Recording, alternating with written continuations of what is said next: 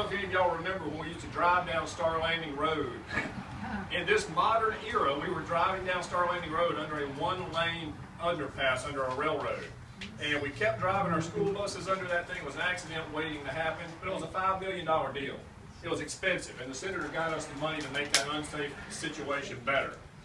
He's done, you know, y'all all know about the Regional Sewer Authority and all the problems we've had trying to get that thing up and running, and the senator has funded all that money to get that thing going. We would not have the economic development in this county that we have today without that sewer project. Senator, we really appreciate your help in that. Thank you, Dan. And of course, I've got a long list here, but y'all don't want to hear me talk about it. We'll let the senator talk about some of these things. But I do want to talk about 269 just for a minute. You know, I-69 is here. It's headed over to Tunica. We're already seeing the benefits of that. And Mike Taggart tells us in 2017, we're going to be driving on 269, which is going to connect us to Collierville. As y'all, most of y'all know, we are calling that the International Trade Corridor.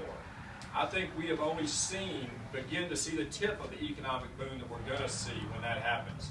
And Senator, once again, that's been due to your leadership. We appreciate that.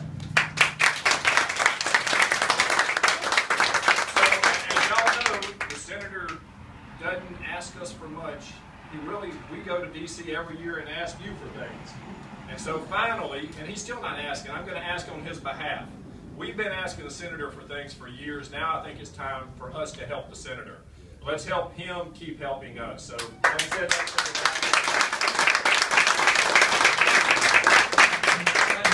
I'm so glad to be here with all of you to celebrate the opening of the campaign headquarters. It's not too late. People saying, well, this is still a long way to the election. No. It's going to get here before you know it. November the 4th. Sounds like a long time away when you see a pretty day like we're having here. The weather's been gorgeous the past few days that I've been in North Mississippi. And, you know, I'm a resident of the 1st Congressional District of Mississippi, and that's your neighbor. I am the neighbor to Desoto County on the southeast, and I'm happy to be a resident of Lafayette County.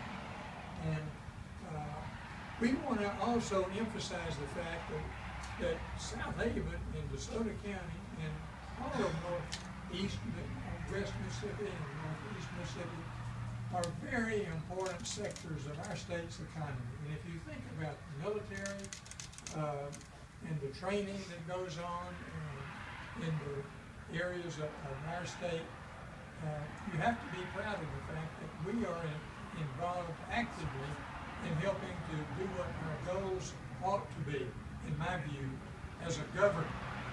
Continued peace and safety and security of American citizens ought to be number one.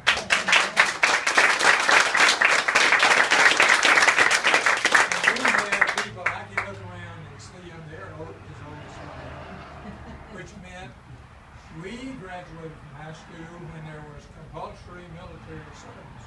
It wasn't whether you wanted to go join the Army or the Navy or the Air Force. You had to go. It was the law of the land.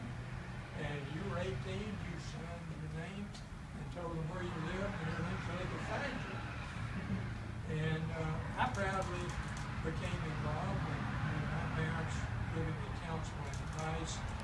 I applied for a Navy ROTC scholarship. And my mother's brother had been a naval officer in World War II on an aircraft carrier, and I remember growing up just idolizing him.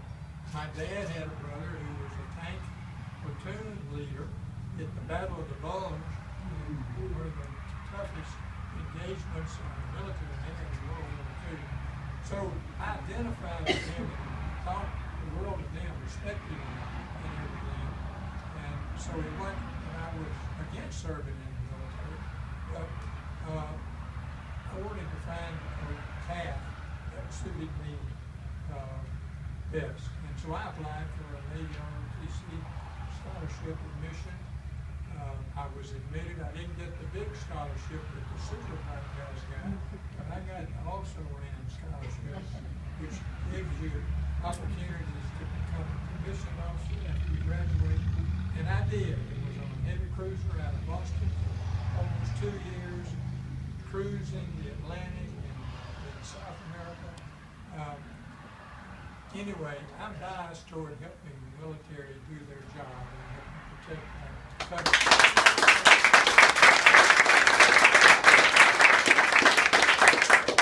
And the second thing is economic. First of all, physical safety and protection of our security interests as a nation and as a people. But the next step is helping to be sure we educate and train the people, the working people of our country, so that we remain #1 economically in the world. That's very important.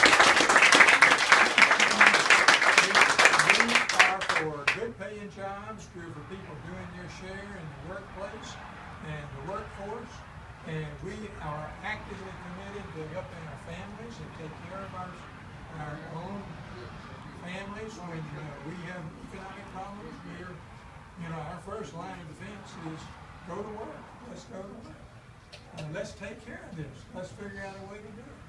And I think that needs to be thought about from time to time and associated with the Republican Party's initiatives for economic independence and success for all Americans, peace and security as an American. Those are our two principal planks, in my view, of our campaign for this next election. And that's what I intend to deliver as a member of the United States Senate, speaking for you, and I will do so vigorously and as effectively as I know how. So